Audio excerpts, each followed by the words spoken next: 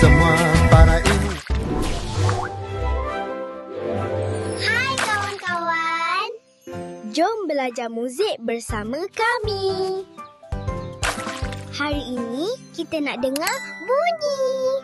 Bunyi di sekeliling kita. Kamu dengar bunyi apa tu? Bunyi ada tinggi dan ada rendah. Pandangnya Alex, itu dipanggil Pitch bunyi. bunyi tinggi dan bunyi rendah. Ini perlahan. Ini laju. Bunyi burung tinggi.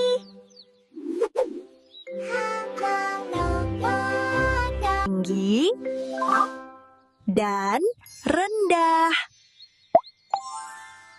Ini bunyi tinggi. Ini bunyi rendah. Jom sambung. Marah semua para ilmuwan, semai ilmu kepada anak wawasan, tak kira di utara selatan, sampaikan ilmu penuh kesungguhan. Akademi YouTuber